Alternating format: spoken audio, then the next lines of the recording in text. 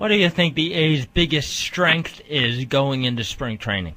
Probably their pitching depth. Like I said, a lot of it's pretty young. They have a good bullpen. They got some young, talented guys in the bullpen. So if they can get their starters to give them a consistent 6 innings, I think they look pretty good. They signed Russ Springer, who should be a pretty good 8th inning guy, and then he's going to hand it over to either Brad Ziegler or Joey Devine, the closer, and they're probably going to split that role to start the season. So they got a lot of good young pitchers. Some of them are unproven, but they've got a lot of depth. So if they do have injuries in the rotation, I think they'll be able to withstand that. They've got a lot of young, good guys. Just a matter of, are those pitchers ready to step in early this season? Whether they are or not, it's still a question, but they're set up pretty good for the future as far as the depth they've got in their organization as far as pitching. Hi, Joe. This is Ashley. I was wondering, what are the A's' biggest weakness? Well, right now I would probably still say their offense, just because we haven't seen this offense on the field yet for this season. They were so bad last year offensively. They should be a lot better this year. But until we see what kind of effect Holiday has, until we see what kind of effect Giambi has, I still say they got to prove they can score runs. That's something they weren't able to do last year. They've been pretty ineffective the last couple of years, knocking guys in with runners in scoring position. They just have not been a good clutch hitting team. They've got a new hitting coach this year, Jim Scanlon. They've got to get better at finding a way to get guys in from third base with one out, really. It's just something they haven't been good at. They haven't been the smartest team whenever it comes to driving guys in with their pitch selection and everything. So when they get guys on base, they've got to find a way to drive them in. And that's going to take a load off some of their young pitchers if they're able to score some runs and these guys don't feel like they have to pitch a 1-0 shutout to win. With Teixeira going east from the Angels and, Texas and Seattle pretty much looking the same as they were last year, how would you say the A's stack up against the rest of the teams in the AL West? I know that the Angels have a good rotation and a decent bullpen, but how do you think the A's will stack up this year? I think right now, going in on paper, I would say they're clearly the second best team in the division, and I think maybe the gap, they've closed it a little bit with the Angels if you go based on off-season moves and look at what each team did or didn't do. Whether or not they step up and really are in it until late September challenging the Angels, that's a big question right now. The A's think they have the team to do it, but when you look at the Angels, they're still clearly the team to beat to me, and they've still got a really good starting rotation. They've just got a veteran team that knows, it's been there before. They're used to winning. They got a really good manager in Scioscia, and they kind of know how to do the little things. They know how to manufacture runs. They're good. They win the close games, and I think it's up to the A's to kind of prove they can take that next step and really challenge the Angels. But, the Angels, they lost K-Rod, but they added Brian Fuentes as a closer.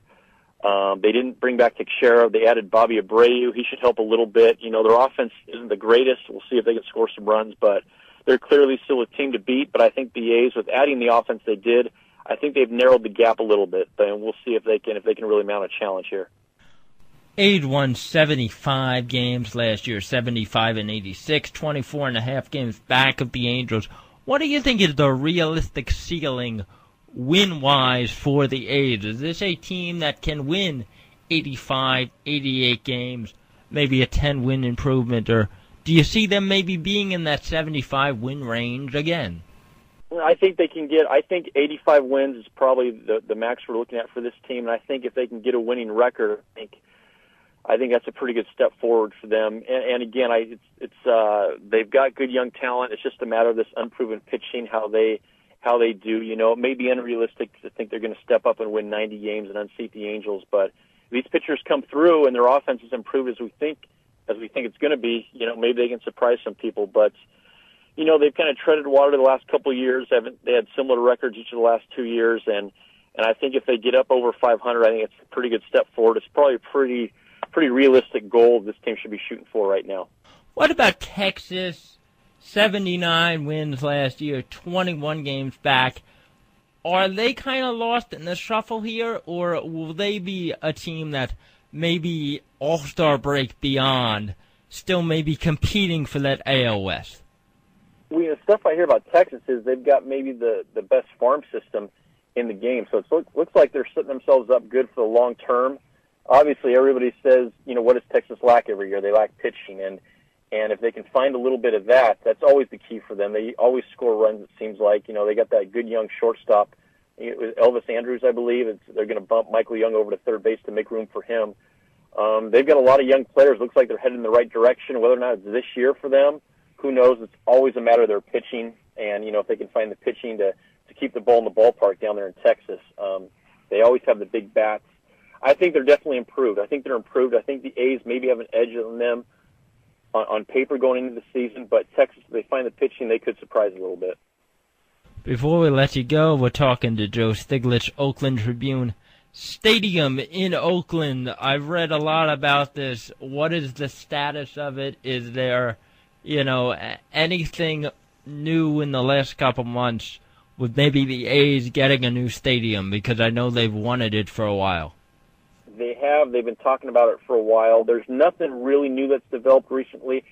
I think they are now looking at an alternative stadium site that's going to be closer to some public transportation that's going to be built in the Fremont area. Fremont's the city they're looking to build. And an issue right now is whether or not they're going to have the public transportation, the parking for it and everything. They still got a lot of hoops to jump through.